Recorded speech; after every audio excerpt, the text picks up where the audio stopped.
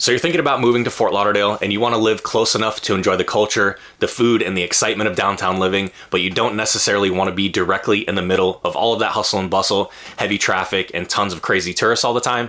Well, you're in the right place because today we're going to be talking all about the best suburb near Fort Lauderdale. So stick around.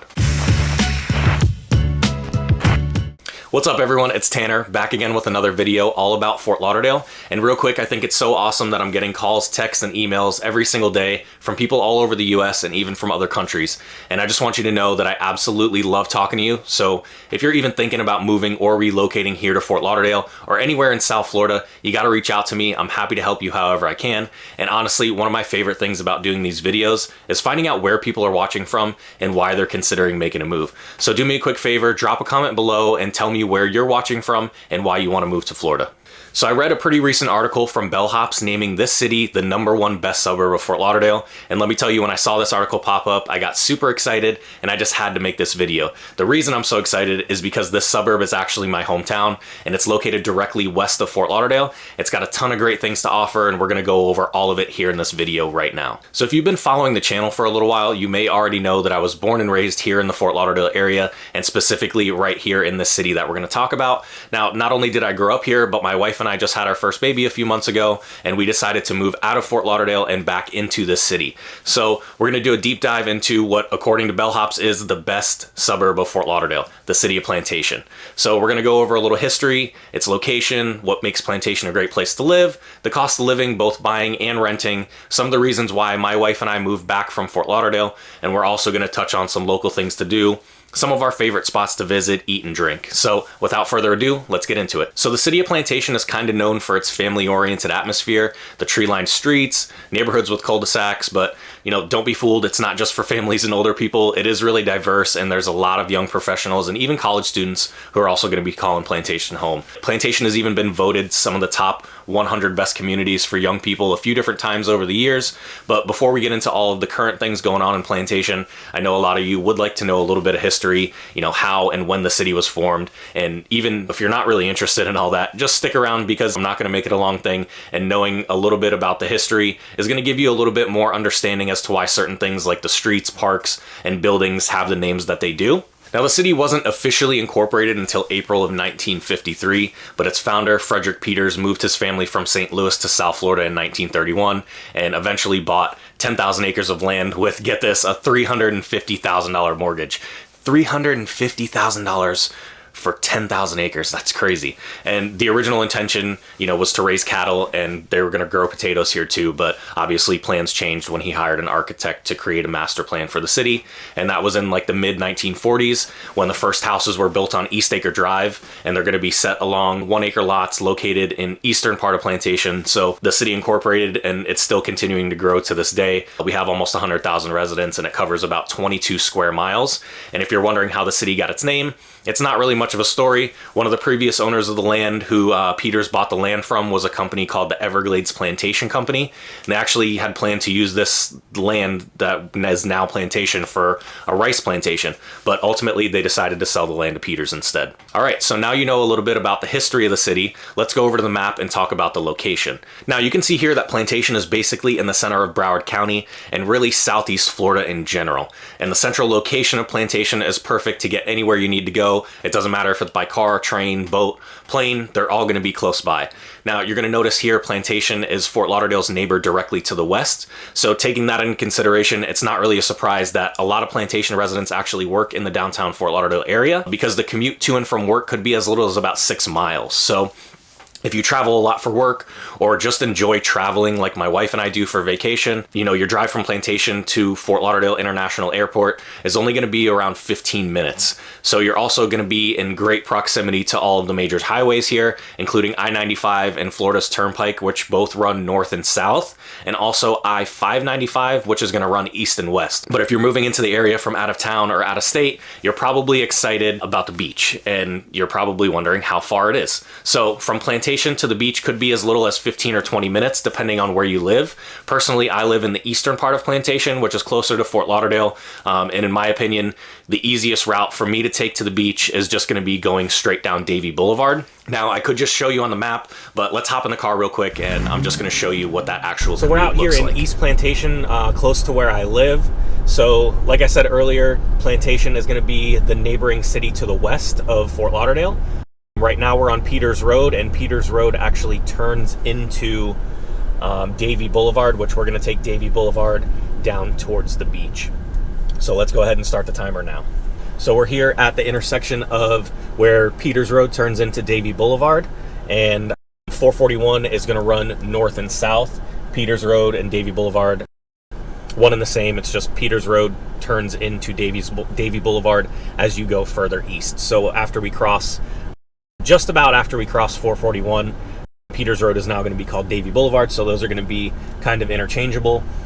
But if we were to turn right onto 441, that would take us to the airport. We could be to the airport in probably about 10 minutes. It's also going to take us to the Florida Turnpike, which goes north and south. That's going to be our toll road here, the highway. And also 595, which runs east and west. So super close to, major highways, easy access to the airport. And also, if you're going to go a little bit further down 441, you're probably less than 15 minutes away from the Hard Rock Casino. So I do want to point out that there are multiple ways to get down to the beach. So for example, another way you could go is down Broward Boulevard, which is the next major road north of Davie Boulevard, but that's going to take you right through downtown Fort Lauderdale. So personally, if I'm just going to the beach and not stopping downtown for anything, I like taking Davie Boulevard because most people are going to take Broward to get downtown. Heading down 441, we're almost to I-95, which is major highway. You can actually take that, north or south. North, you can take that all the way out of the state. South, you can go, almost down to the Keys, down to Miami. This is typically the non-toll road that you would take if you were going to go down to Miami, or pretty much anywhere north or south. Over to the left, just that traffic light that we just passed is going to be one of the better, more well-known private schools in the area. It's called St. Thomas. So good proximity to Plantation. If you're living in Plantation and want to opt for a private school, that's a very good option. So now you're going to notice we ran into just a little bit of congestion here, just past 95, just east of the on-ramps to get onto 95. And that is because there's a drawbridge right here. So we're going to be, right around the Sailboat Bend area coming up here. And there's a drawbridge. So, we're kind of getting the real experience here. So it's not every time that you're going to hit this drawbridge, but when you do, you could expect to sit here for at least 5 minutes while the drawbridge goes up, lets the boats through, and goes back down to continue letting the traffic through. All right, like I said, we're getting the real experience here. So I got the power company working on some lines here, blocking down one lane of traffic down Davie Boulevard. So this is going to cut, actually this is not going to cut our drive time. This is going to add to our drive time to the beach. So this is going to be almost a worst case scenario on how long it's going to take you to get to the beach from Plantation. We're coming up on about 10 minutes right now. So we'll see how long it takes us. I'm also going to share with you a little bonus on taking Davie Boulevard. So if you've seen any of my other videos, you probably know that I'm a fan of good food and craft beers, and there just so happens to be a great little hidden gem right along this route. And the place is called Riverside Market. Let me tell you, anyone going to the beach with me knows without question we're going to be stopping here either on the way to or from the beach, sometimes both. Riverside has some great food and the biggest selection of local craft beers that I've ever seen in one place. It's a super cool laid-back atmosphere. They work on an honor system, so it's pretty cool because basically you just search through what seems like an endless amount of beer options, and after walking the wall-to-wall coolers a couple of times, you're just going to grab whatever you want, take it back to the table, and whenever you're ready to leave, you just bring up the empty bottles or the cans to the register, and you just pay on your way out. They also do have a good selection of beers on tap, and if beer isn't really your thing, they also are going to have some wine, cider, and like seltzer options for you to choose from too. Now, Riverside Market does have multiple locations, one being in Plantation, and it's actually just up the road from my house, so I do tend to go to that one more often, but the specific one that we're talking about right now is the original, and it's actually tucked back in a residential neighborhood, so it's not a super touristy spot or right off the main road, which helps make this location mostly a local spot. And obviously you can find it on Google Maps or something like that, but like I said, it's very unassuming because it's in the middle of a neighborhood surrounded by houses. All right, so we're heading up from Davie Boulevard, we're going to turn right onto Federal Highway, which is going to be south, and you just see that sign right there that says make a right to go to the beach. So we are now going on Federal Highway. So now we're sitting at the light heading south on Federal Highway or US 1. Those are interchangeable, whichever one you hear, it's the same thing. And 17th Street, and we're going to make a left on 17th Street, and that'll take us back east and right to the beach. All right, so now we're turning off of Federal Highway onto 17th Street, and we're just at about 14 minutes today. So like I said, we hit that first drawbridge, and there was some construction going on Davie Boulevard, so that slowed us down quite a bit. It usually doesn't take us that long to get there, but this is real, guys. This is, you know, some of the stuff that you might run into, and, you know, still, I think we're probably going to make it here in less than 20 minutes.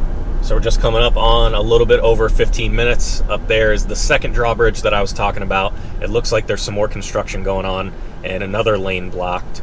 And off to the right here, where all that construction's going on over here, that is the convention center.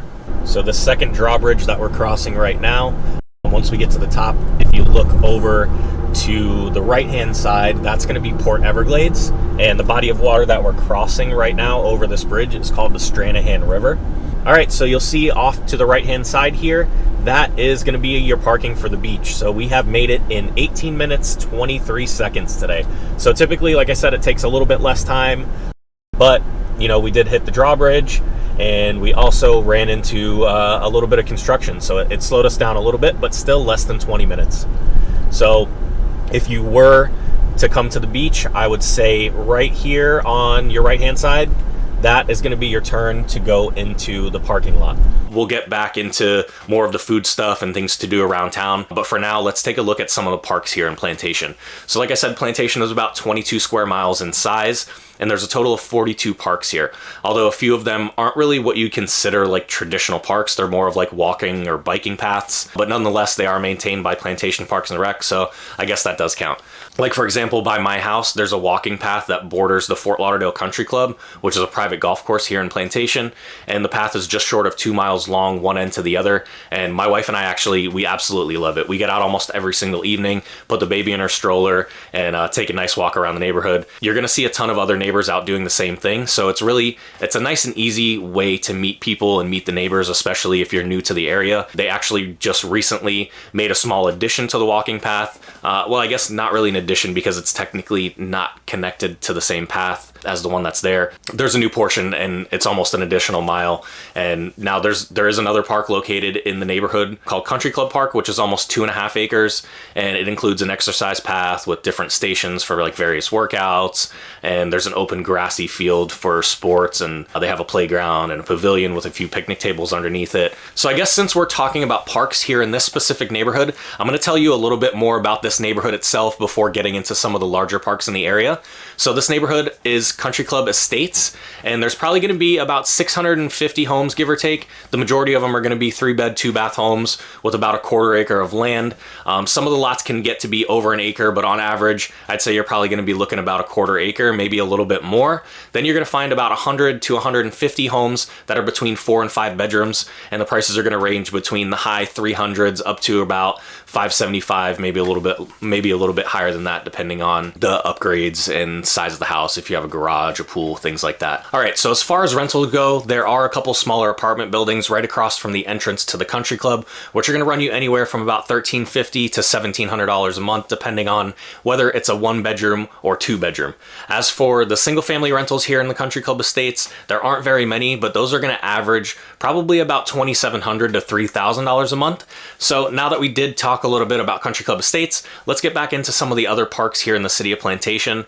I do want to touch on a couple of the larger parks just to give you an idea of what you could expect in our community. So going back to the map real quick, here's Country Club Estates, and just a little bit west, there's Heritage Park. Heritage Park is 88.5 acres with a 6-acre lake. They have paddle boats you can rent, and you can also fish if you want to. You can find brim, catfish, and bass here in that lake.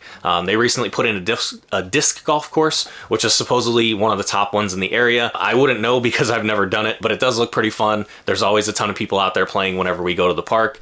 They have multiple playgrounds for the kids, an outdoor gym with some machines. There's bathrooms, vending machines, pavilions you can rent out, pretty much anything that you're going to need for a day out at the park. And a lot of locals host birthday parties for the kids there.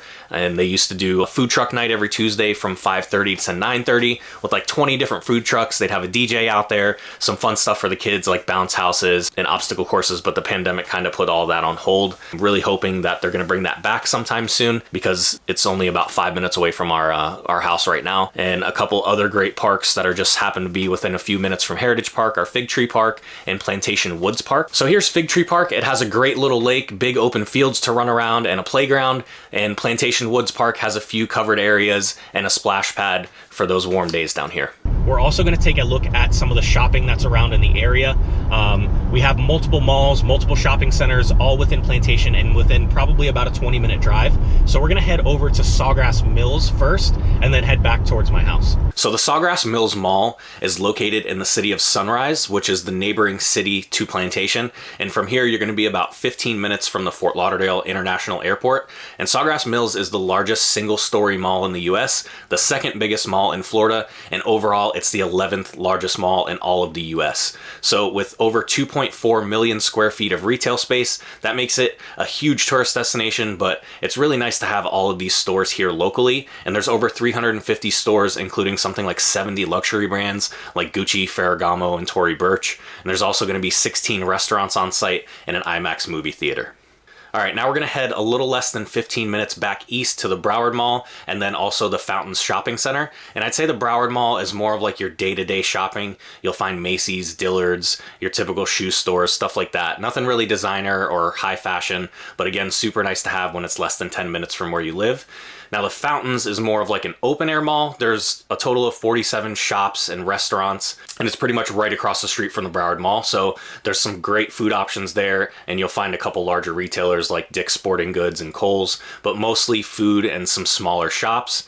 Now there used to be another mall literally like 2 minutes south of here. It was called the Fashion Mall, and that ended up closing in 2007. There was still an office building and a hotel on the site, but it's now being developed into a Plantation Walk, which is a 1.5 million square foot mixed use project. And it's going to include retail, dining, office space, and an apartment community called The Rise, which is going to be a total of about 700 units. So I definitely want to talk about some of our favorite places for food, drinks, and fun. But since we are already talking about housing, let's get into the cost of living in Plantation real quick. So what type of homes are there? How cheap can it be? And how expensive can it get? So Plantation is a fairly large city, and it's going to be something that fits pretty much everyone's budget as long as you're being realistic, because let's face it, it's South Florida, and by no means is it a cheap place to live, especially if you compare it to places like Mississippi or Oklahoma or some of the most affordable states for the cost of living. But let's talk about rentals real quick, and then we'll get into the cost if you were planning on purchasing.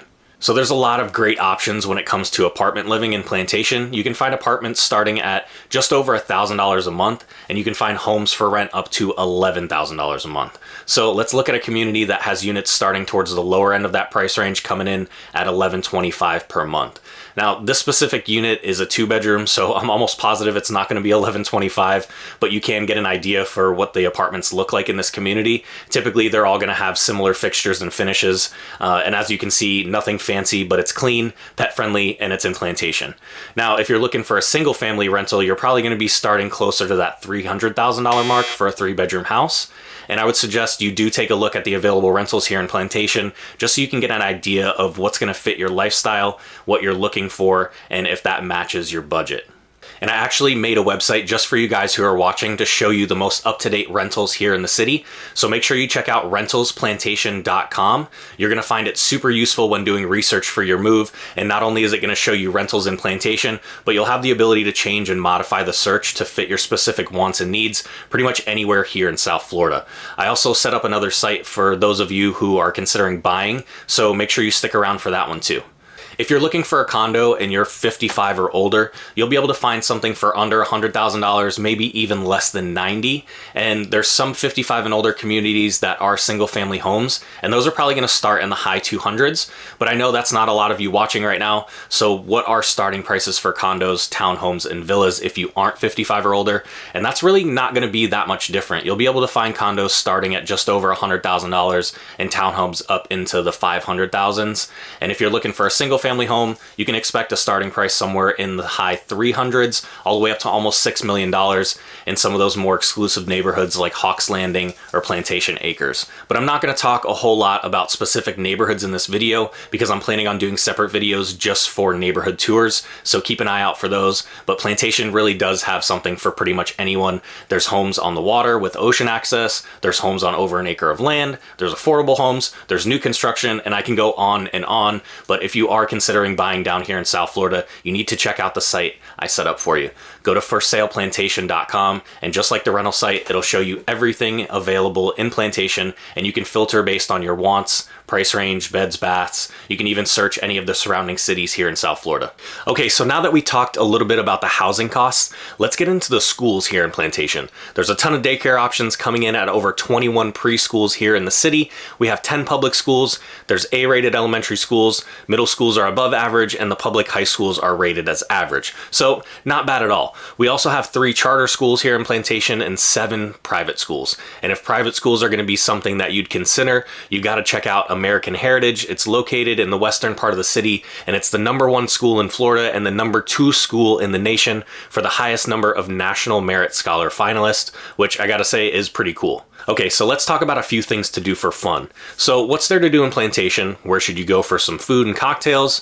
Well, for starters, you could go to any of the 42 parks around here in the city just to get out of the house, go for a walk, bike ride, play some sports, have a picnic, whatever you want to do. Honestly, that's one of my wife and I's favorite things to do. We have great weather pretty much all year long down here, so there's not really a reason to be stuck inside all the time.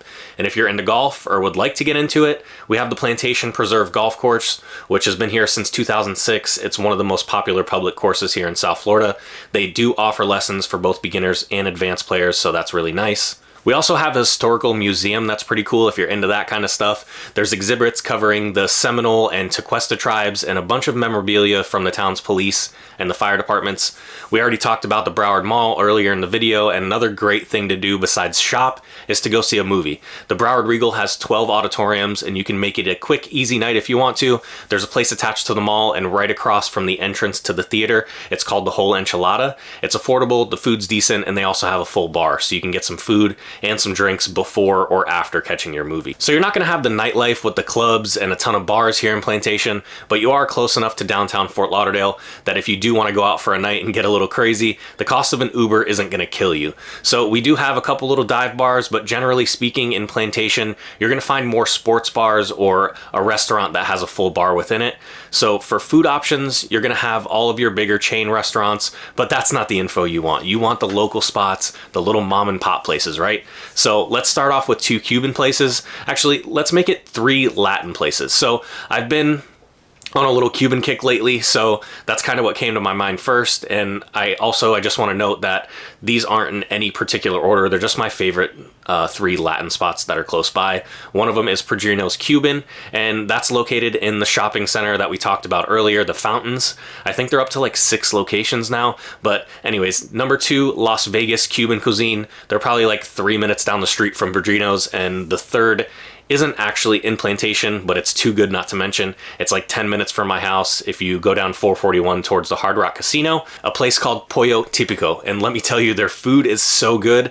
If you do go there, I highly recommend getting the oxtail. And just real quick, I know we've gone over a lot of information in this video, and if you want it all in one place instead of rewinding, trying to remember it all you have to do is just text the word Plantation to this number up here, and I'll send you a link that's going to list everything out for you so you can keep it and reference it anytime that you want to. So go ahead, take that screenshot so you can send that text after this video, and then we'll keep going with the food. All right, now what about pizza? Everyone likes a good pie, right? So I have 2 really good spots in mind. One is Mr. D's, and I grew up on this. It's right outside my neighborhood. I could literally walk there if I want to, but the owner, Mario, and all the staff are super nice. Great pizza and subs. They've been around for a super long time, and I highly recommend it. The other place is Gianna's, which is super close to the Cuban place, Las Vegas, and I haven't had anything from them besides the pizza, but it's really, really good. Another one of our favorite spots happens to also be just a couple doors down from Las Vegas, and that's Thai Time. Obviously a Thai restaurant, and man, the service there is absolutely amazing. The food is great. My wife likes the pad thai, and I usually just go for the red curry, but I haven't had a bad dish there yet, and they also have some good sushi too. I'm trying to think of some more stuff here. Oh, the Georgia Pig. That's a great little hole-in-the-wall barbecue place. It's been here since like 1953. Still operates as cash only, and it's all good, but my go-to is the chopped pork sandwich, and make sure you get some extra sauce with it because it's damn good. Ooh, let's talk about some island food. So my best friend growing up, his parents were from Trinidad, so I've always had a love for the food, and there just so happens to be a great spot called Ali's Roti Shop.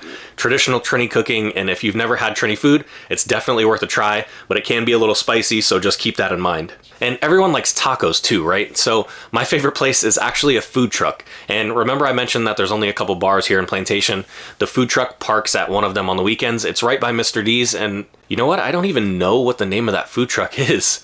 But it's very, very good. Traditional tacos. You get the double tortilla, some different sauces, and they have your normal like chicken and beef tacos. But they do even have like tongue and tripe and some other not so common tacos. I've actually tried the tongue and the tripe. Both are great if you want to go out of the box a little bit.